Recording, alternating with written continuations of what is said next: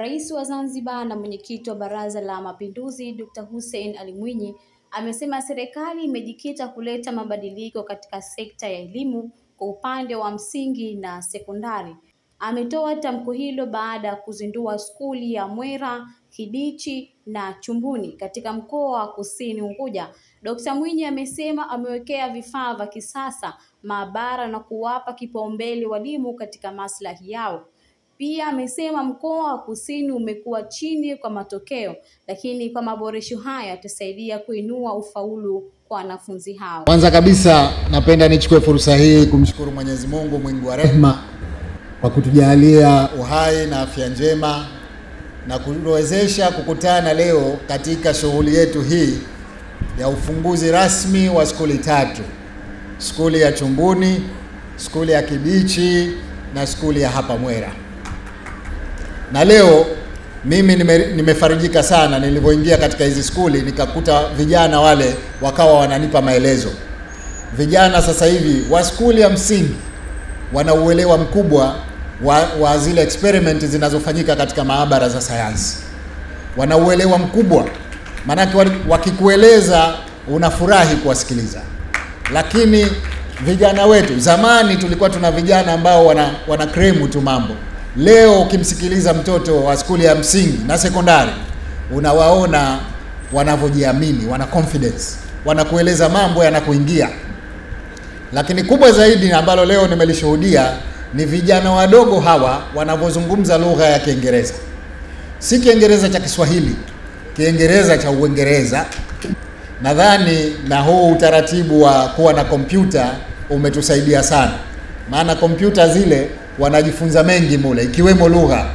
Kwa hivyo bila ya shaka, zamani tulikuwa tunasema tuanze kuwafundisha watoto wetu lugha ya Kiingereza kuanzia sekondari.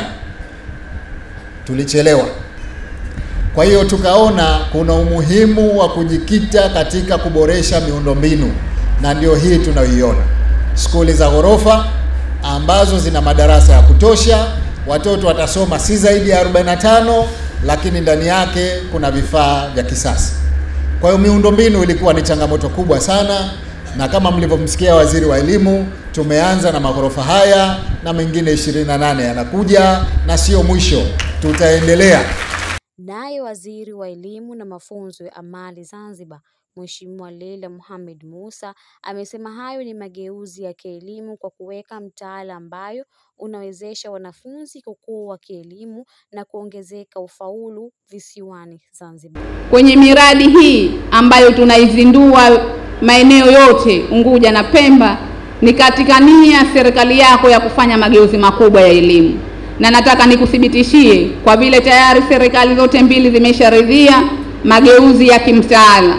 Mtaala ule Mheshimiwa Rais usingalitekelezeka bila ya kuwa na miundombinu hii ambayo serikali yako imeiweka katika maeneo mbalimbali. Tunakupongeza sana.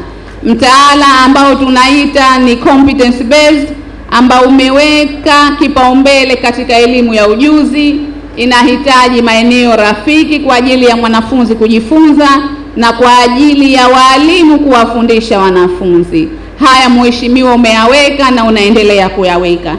Kwa upande wake, Katibu Mkuu Wizara ya Elimu na Mafunzo ya Amali Zanzibar amesema ujenzi wa skuli hizo ulianza mwezi Mei 23 na kukamilika mwezi huu. Kwa kila skuli zimegharimu bilioni 4.5. Hizi tatu zimejengwa na kampuni ya Foots na iliyosimamiwa na wakala wa majengo ya serikali ZBA. Gharama ya kila skuli ni bilioni 4.5 kwa mujibu wa mkataba. Mheshimiwa mgeni rasmi, skuli hizi ni za ghorofa 2 zenye madarasa 29 kila skuli, vyoo 25, ofisi za walimu, ukumbi wa mitihani, maabara, chumba cha kompyuta pamoja na maktaba na chumba cha kuswalia. Na kuna chumba vile vile cha ushauri na sahi. Nikiripoti kutoka Mwera, ni mimi Rayyan Hamadi Faki wa VOP TV. Tembelea YouTube channel yetu VOP Online TV kwa habari moto moto. Subscribe kisha bonyeza alama ya kengele ili kuwa wa kwanza kupata taarifa zetu. Usisahau kulike, kucomment na kushare. VOP Online TV. VOP Online.